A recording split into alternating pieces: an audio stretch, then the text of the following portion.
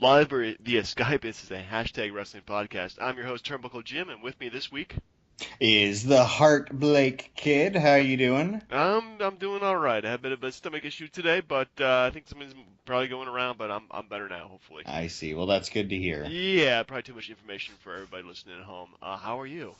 I'm doing pretty well.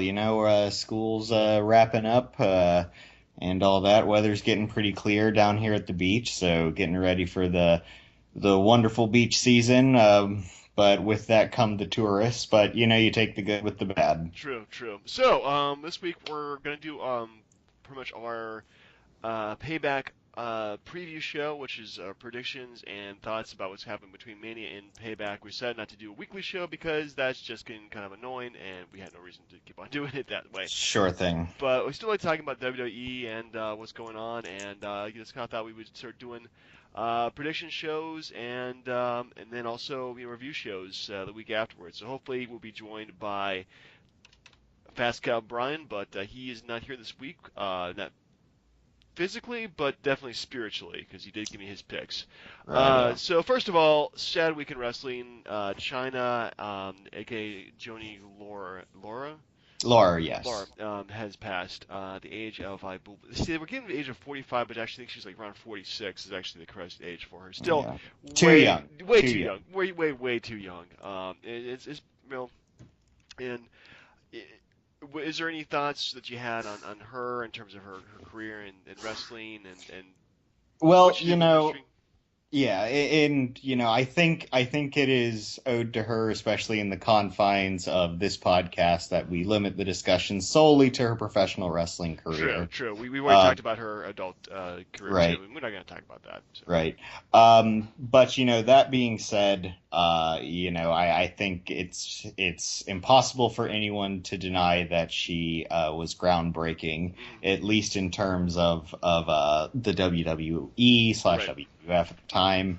And really was just a staple of the Attitude Era. Was one of those things that even people who didn't watch wrestling kind of, knew who China was. Right. Well, she was very groundbreaking, and honestly, I don't think any female wrestler is going to have the same impact that she had, because she mixed up with the boys, and she could take it. She could get beaten up and beat them up as badly as she got it. And yeah, we haven't seen that since she's departed. So she was groundbreaking. She was very unique in that sense. Hmm. Um, First female Intercontinental Champion, First female in the first and only. yeah, and first female in the Royal Rumble. Though I think there has been a few, since then, but not many, Mm, but a few. And yeah, she definitely, changed what it meant to be a woman in the company at the time. Um, towards for the first 2 years, she was pretty much the silent bodyguard of Triple H, but really the kind of the heart and soul of D Generation X. She was the straight person in a field full of goofs. She never. yeah, she was the silent tough guy, the bodyguard, Yeah, basically. yeah, which is kind of weird because you really don't have that kind of a female having that role, but she definitely embraced it and she looked the part for it too. I think that, well, wrestling wise, when I kind of stopped being not a fan of her, but definitely like kind of looked at it differently when she started wrestling, when she full time as opposed to just being the back in the background. But when she had the plastic surgery and of course the boob job too, Right. I think it definitely kind of changed my perspective of her because she was I don't know, like it's kind of a mixed message saying that it's good to have the positive female role model out here, but she has to look a certain way too. Well, I mean, everybody hell, like Stephanie McMahon, got a boob job True. because Yeah, it was everybody. I mean, it was suggested of her. Like, yeah, they pretty much threw them out to every female wrestler in the Attitude Era. So. yeah, yeah, but yeah, the fact that she was out there mixing it up and all that. For any of you listeners, if you've not seen the documentary, even without without the China being in it, Beyond the Mat, probably one of the best professional wrestling documentaries to ever come out. But she is a pretty big focus point of at least a decent sized segment of it, and a lot of it is interviews with her growing up because she was built a lot differently than a lot of other girls. She had interests that were a lot different than a lot of other girls, but still expressed the fact that in spite of her exterior and her hobbies, she was still very a feminine lady, and at least as far as her personality went. And I think it's important to note that that's not necessarily appearances aren't necessarily everything, because her appearance was definitely very striking.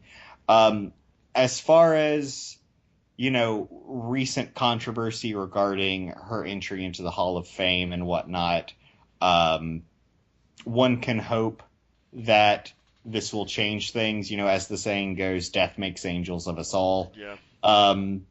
I personally was pleasantly surprised that she got, first the bumper at the beginning and then the memorial segment in the middle of the show. Surprised she did not get the 10-bell salute. I wasn't surprised about that because, I mean, really, the 10-bell salute, they gave it to Dusty Rhodes, they gave it to Roddy Piper, who were, honest to goodness, legends in the industry and contributed a lot to the company. She did contribute a lot to the company, but I'm kind of surprised that they actually did the bumper at the beginning, and also they had the video tribute too, which I thought was a really well done tribute to her. Oh yeah, especially the segments between her and Eddie Guerrero was like, man, like tugging at some heartstrings here. Yeah, there's both angels in heaven now. So very, very sad. But to move on, it is pay-per-view. Well, really pay-per-view. I guess it is. We can still call them pay-per-views these days. Yeah, I suppose. I mean, just watching the network. I mean, I'm paying for it, but I'm paying for a lot of other stuff. I mean, they call them that on the network, right? So we might as well call it pay-per-view then. Right. I had 5 questions to ask you. Did you have 5 questions to ask me about WWE in recent weeks? Yes, I do. Okay. All right. So who would like to go first? I'll go first since I brought it up. So first question. They call this the new era in wrestling, or at least the new era in the WWE. Pretty much because they've been introducing a lot of new guys lately, especially call-ups from NXT. Would you actually almost call this the NXT era in WWE now? It's odd because I would say that the lines are definitely beginning to be blurred a lot more than they have in perhaps in recent years. Right. It's almost to a point where they're you can't really discuss them you can't really discuss them as though they're separate entities anymore. I mean, I would honestly be surprised, and you kind of see it with Kevin Owens and Sami Zayn, and you've definitely seen it with the Charlotte and Becky and Sasha and all of that, but storylines carrying over from NXT to the main roster. Especially with a lot of these people who, like Sami Zayn was doing for a while, like Kevin Owens was doing for a while, kind of flip-flopping back and forth. Yeah, they did a lot more crossover now than used to be, and the fact that they have a lot more guys in the roster now who went through the NXT program, I guess, or NXT promotion, if you will. It's really kind of almost like you look at it, WWE now, and just like, wow, it almost feels more like NXT because they just have so many guys that recognize from NXT now. Yeah. I think as far as it being a new era, I don't know. I'll be honest with you.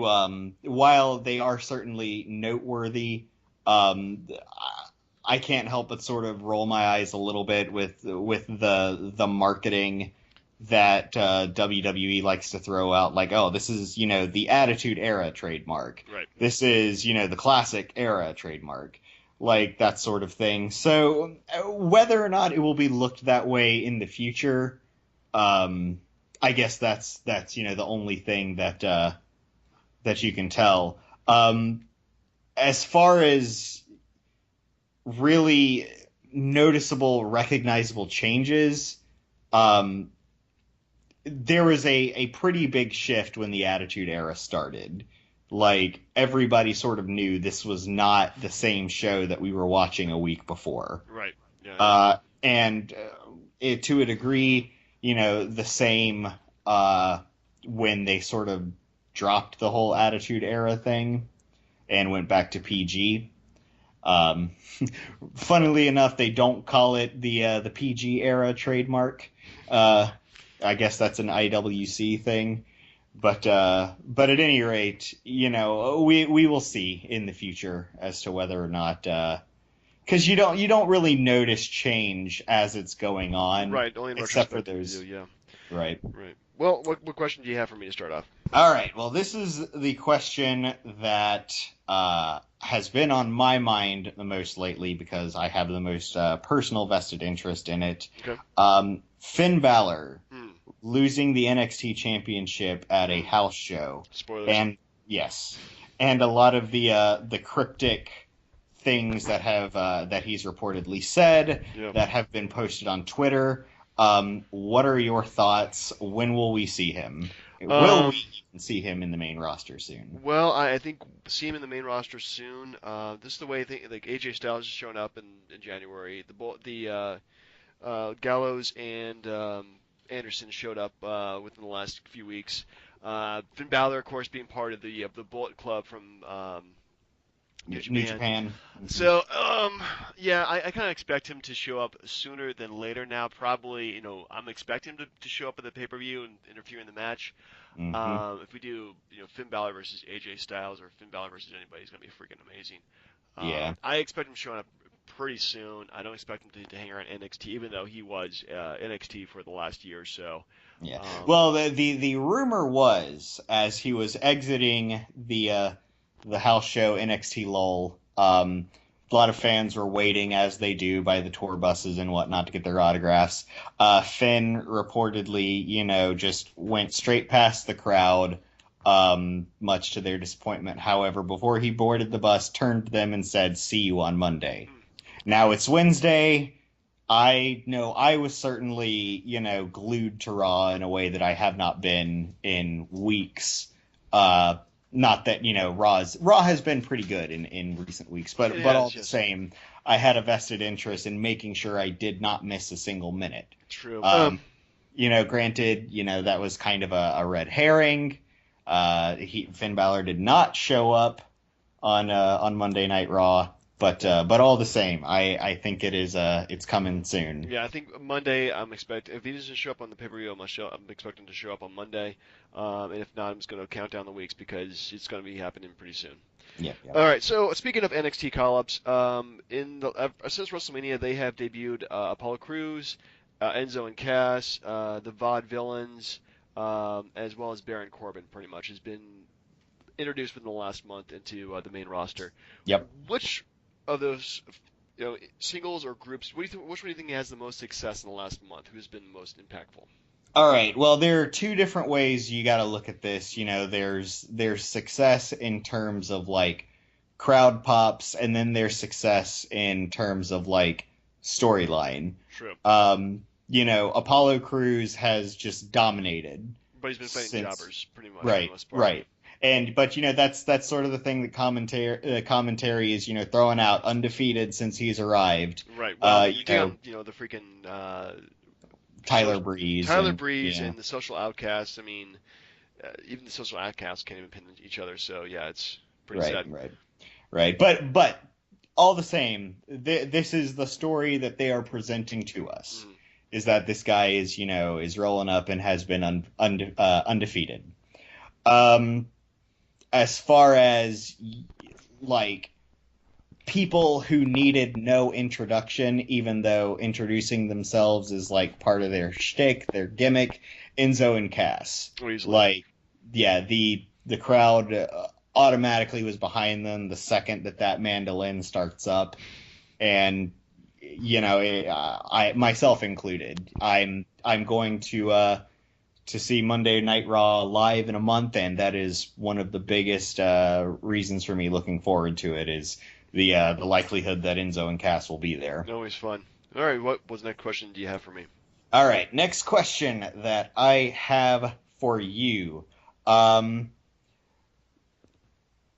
Do you think that The Miz is a placeholder Intercontinental Champion, Um, and this is kind of a multi-part, Right. question.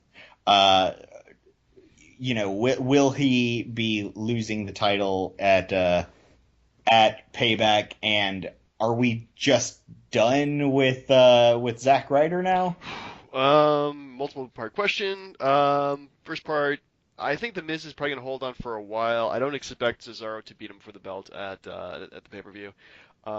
He's probably gonna have it for maybe a few months, depending on how successful he is with Maurice showing up and he's doing Hmm. the whole big I'm an A-list actor. Yeah. Um, to me, he's always been kind of a B level heel, and now he's getting to the A level almost because he's really getting everybody just pissed off at him.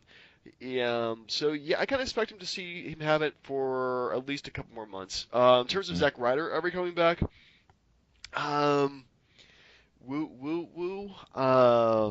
He's shown up more than he has been before in the product, but I don't know why they even just gave him the belt at Mania just because they say anybody can win it, but they're gonna lose it the next night.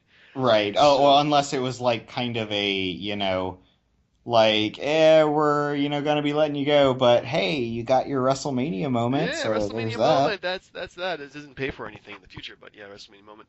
Right. The Put it only on your resume. Yeah, I mean, the only other thing I could probably see is that he costs Miz the match on Sunday, and that develops into a really big feud between both of them. Yes. But that is pretty much the only scenario I could see him actually staying around for a while. I think that could be the best possible scenario that, Zack Ryder interferes in the match, costs Cesaro the belt, which, I mean, come on, let's face it, if The Miz wins clean against Cesaro, that's not a narrative that I, as a viewer, can believe. Good deal. Cesaro is enormous. Like, the guy is a monster. But yeah, but I think, that would be interesting. It would be an interesting way to do it. And I mean, I don't know. I think that a Zack Ryder Cesaro feud. Oh my God, the Smarks would eat it up. Yeah, it would be well over the internet. Anyway, my next question for you, and I know that you are a big Game of Thrones fan, Hmm. as am I. Have become since I first pirated the first season of the show, and then I bought everyone on Blu-ray. But anyway, my question for you: are the Flairs and the Hearts the Lannisters and the Starks of professional wrestling? Well, it's ironic that you asked me this because that was actually tangentially related to my next question. Hmm. But I mean, the comparison has certainly been made before. Right. The answer I suppose I have for that is I guess. I mean, in the sense that both of them now at this point you got like sort of a dynastic sort of thing going Right. on. Um, I guess comment could be made that the Hearts have a tendency of getting screwed over and or um, are decidedly mortal. But if you know what I mean. Yep. So I guess there's that. But so follow up question to you. Hmm. Um, to whom do you swear your allegiance then? Ooh. Man, I even have a shirt that says Lannister on it. Yeah, man, I guess it's kind of hard to say because I've always been kind of a Bret Hart fan my entire wrestling fandom. So I guess probably the I would side with the Hearts or the Starks The or Starharts, sure, Starhearts. Oh man, that'd be an sure. awesome name to have in wrestling. Starhearts. Well, I'm a North Carolina born native, born and raised. Um, and it's one of those things where growing up in North Carolina, just about everybody, or a lot of people at least, wrestling fans or not, have a Ric Flair story. My mother uh, was aggressively flirted with by Ric Flair once in Myrtle Beach, which is of course in South Carolina, but Right. it's our version of Las Vegas or what have you. Um, so he's ubiquitous. You go to a Carolina Hurricanes game, and Ric Flair comes on the jumbotron every time they score a goal and gives a woo. So I as a loyal Bannerman, I have to choose the Flair Lannisters, Flannisters? the Flannisters. Flannisters, indeed. We should make T-shirts out of that. It's a good call, Yeah, yeah. we really do. So my next question, more of a serious kind of topic here. The ratings for Raw, I really haven't. I'm not going to go into the exact numbers, but the ratings are rather down over past weeks, especially I guess leading up to Mania, would of course be really high, and then since then have been dropping to near historically low levels. Is there any particular reason why you feel that that might be the case? I the only thing I could think of is it's like the last thing anybody wants Mhm. after Christmas is to like watch more Christmas shit. So, we are still kind of riding the wave out from WrestleMania. True. And honestly, it's kind of a shame because I feel as though in the past couple of weeks, as far as, the smarkier crowd goes, have been a lot more satisfied with Raw than they have in the weeks leading up to WrestleMania. Right. I know I certainly was. And I mean, of course, I'm not naive enough to pretend, oh, well, it's because Shane McMahon came back and Shane is changing everything. But, like, I think it's more to the point that the writers were just kind of stuck with a particular plot line going into WrestleMania. And now that they're kind of free of that, uh, they're able to sort of look at the roster and make amendments and whatnot.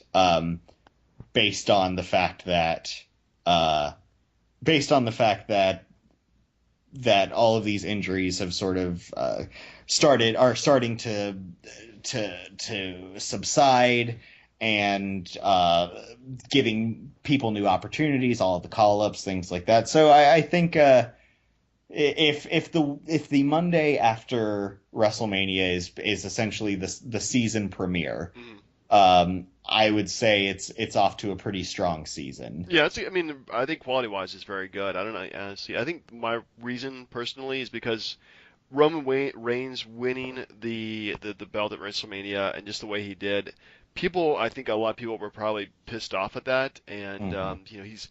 they always argue that there's always that fan base who does cheer for John Cena. It's the younger crowd. I don't think Roman Reigns actually has that, to be honest with you. I really don't see a lot of people actually cheering for him because nobody's cheering like let's go Yeah, Roman. It just doesn't exist, and he's just it's a failed push. Which yeah. is I kind mean, there are a few, but it's not. You don't get the "Let's go Roman, Roman sucks" back and forth. It's right. just Roman sucks. Yeah, it's Um, sad, but I mean it's yeah. just the truth. So Yep. all right, Again, piggybacking off of that, all right. as this conversation is just sort of naturally progressing, Mhm. John Cena has announced his tentative return for, I believe it was the Memorial Day Monday Night Raw. Um, is John Cena? But the question I suppose I have is it really worth it to boo John Cena anymore at this point? Like, I guess it's one of those things where the guy works hard. I understand that there is a lot of frustration that people have in regards to the fact that he buries a lot of people. He's kind of this Deus Ex Machina guy who like doesn't seem to be able to lose, but really, really taking this into account, before his very brief return, Cena lost clean, lost the title clean for that matter. And prior to that, the John Cena U.S. Open Challenge, one of the more riveting segments on Raw. True. Yeah, it was something I would look forward to every single night. So, what is your question? Is booing John Cena just the cool thing to do at this point? Like, or is there really a basis in now that we have seen the reality of a top level card dominated solely by Roman Reigns, is Yeah. it really worth it to boo John Cena anymore? Um. Well, as a person who didn't really boo him in the first place, I don't think so. It's really not accomplishing anything, and it's almost like a reaction, pretty much like like a Pavlovian, like you hear this music play and you're like, boo, Yeah, yeah, booze, and man. that's another thing too is that what I've heard a lot of people say is that while they may not actually dislike him, it's like the Kurt Angle "you suck" Yeah, chants. it's just like you don't Even suck, when, but even when he was like as over could be, it's just fun as hell to John Cena uh, sucks. Yeah, like it's just I guess part of the cultural zeitgeist at yeah, this point. true. And that kind of figures back to my question, my last one, ultimate one. We've been talking about this a little bit, but Roman Reigns heel turn, yes or no at the pay-per-view? Um, Geez. Well, somebody's turning heel, and honestly, um, between the two of them, AJ Styles is doing more, despite his whole like, oh no, guys, don't interfere in my match, no. Despite all of that, he's kind of teetering more toward the heel turn. Mhm. Um, in which case, that's fine. I can cheer a heel. Geez, like did it enough when Seth Rollins was around. Um, and honestly, to see the Bullet Club kind of emerge as this like unbeatable heel stable, like Finn Balor included, would be It would amazing. be great. I mean, it would really be like a new Four Horsemen. It would actually be an impactful stable, Mm, unlike the League of Nations, like of jobbers, more yeah, like it. or the Wyatt family. Yeah, well, hopefully the Wyatt family. Do you? This is not really a question I have prepared, but do you think it's kind of odd that the payback poster and the promos all kind of show the Wyatt family, yet they're not even booked on the card? Are they going to interfere or anything, or show up, or? I don't know. I mean, which again, this is kind of leading into my final question, which may be more rhetorical than anything else. Mhm.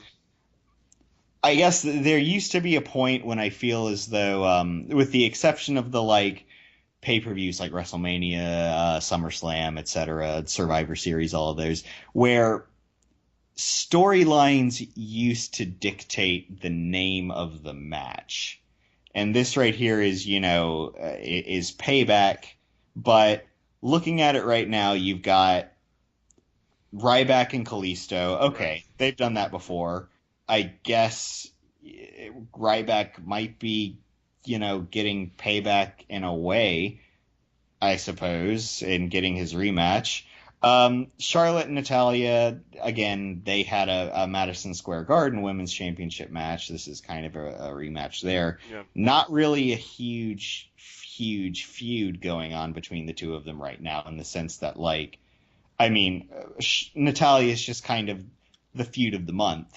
This hasn't been like going on for a while. Prior to that, it was Becky and Sasha.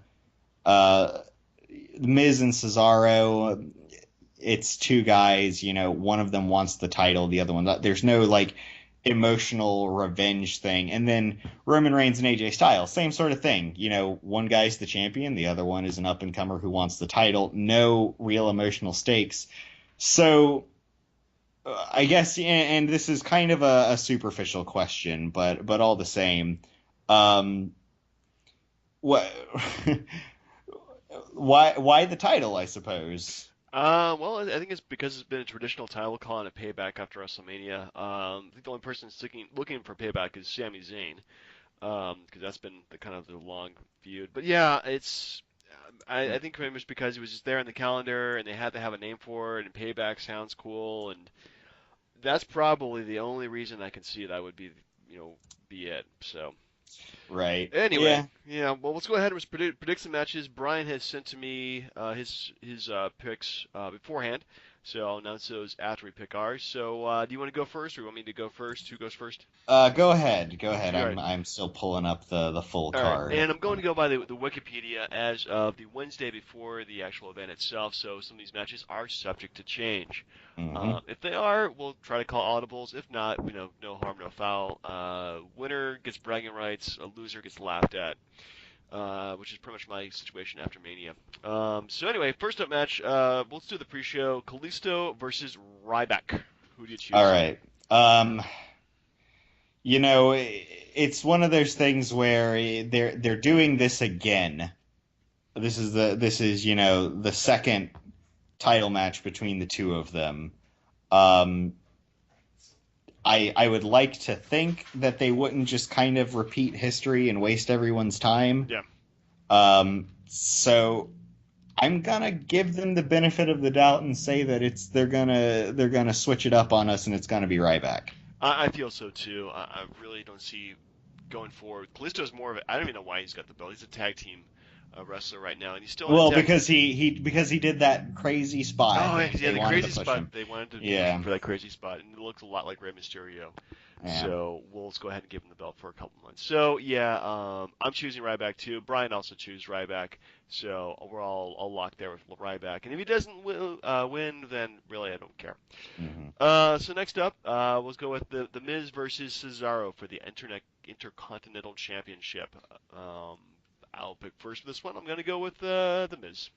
All right, gotcha. Yeah, to me, in a perfect, assuming all goes according to Hoyle, um, I would say yeah, give Cesaro a clean win, give that guy the push that he deserves. Um, but ideally, it would be, as I mentioned before, start a nice feud and whatnot between the three of them, Zack Ryder, The Miz, and Cesaro, or just Cesaro and Zack Ryder and just leave The Miz out of it, whatever. I don't care. Um, but yeah, I will say, just in the interest of being a contrarian, I will say Cesaro. Okay, well, Brian also picked the Miz too, so I'm picking um, what he picked too. So anyway, next up we'll go with Dean Ambrose versus Chris Jericho. Hmm. Typical grudge match. Your pick for this, sir. Well, Chris Jericho got his unprecedented win at WrestleMania. Um, Dean Ambrose, of course, got vigorously stomped into the ground at Yep. WrestleMania. So again, let's give them the benefit of the doubt and say that we'll switch it up. I'm going to give it to Dean Hmm. Ambrose. Interesting. Well, and also just in fairness to being different for some reason, Chris Jericho beats AJ Styles. I'm gonna say that Chris Jericho is actually gonna win this match. Hmm.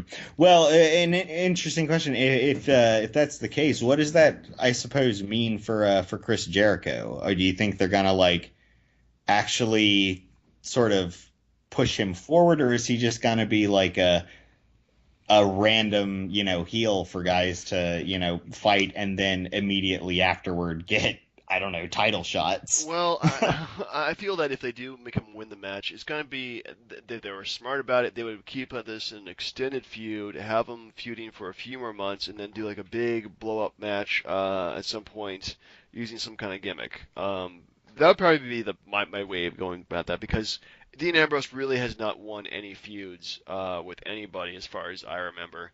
So this would be a good change of pace. Get him the win later on, but make him actually win, deserve that win by having Chris Jericho getting a really sneaky kind of victory. Hmm. Right. All right. And then Brian also chose Ambrose as well. So you guys think it'll like. Next up goes Sami Zayn versus Kevin Owens. All right. I'm gonna give this one to Kevin Owens. Mm, He is my favorite between the two. mm, I think the guy has eaten a lot of canvas lately. So I think they kind of need him to get a win in order to keep him from being like that tier two jobber that right. that people have to beat in order to prove themselves. Well, I'm gonna go with Sami Zayn only because he's also eaten. While taking on Kevin Owens, he's eaten a ton of canvas. He lost his NXT title to Kevin Owens and got destroyed by Kevin Owens. Kevin Owens destroyed him again in the rematch. It's been built up as being such a big feud.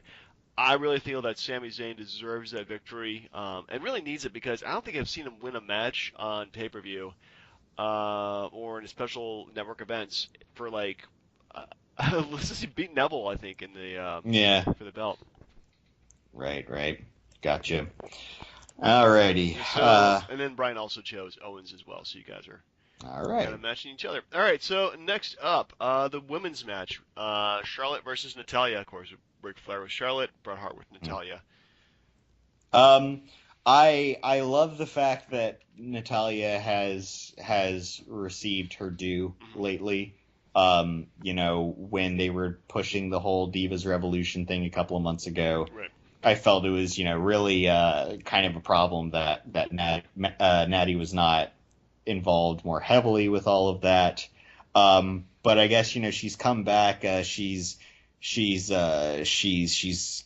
uh, in amazing shape lately. Like, she looks fantastic Oh yeah. just from a pure athletic standpoint. That being said, got to give it to my liege lords, the Flannisters. I just want to see if they're since they've kept it going as long as they have. I want to see them keep it going even longer. Let's see. Yeah, I'm gonna go the same way too. It's Charlotte. I mean, I just feel that she won WrestleMania. She's probably gonna be champion for a little while now, at least. I don't really see Natalya winning the belt at all. I mean, it's gonna be a good match. Lots of interference between Bret Hart and Ric Flair. Um, Yeah, so as hopefully, they hobble arthritically and bat at each other. yeah, it's gonna Mhm. be interesting. So next up we have Enzo Amore and Callan Cassidy, Big Cass, versus the Mhm. Vaudevillains, Aiden English and Simon Gotch. Um, Yes, of so course. The finals for the tag team tournament to determine the yes, number one contender. yeah, which I'm glad they did actually. It helps build up the tag team division because it really hasn't been a big contendership for that.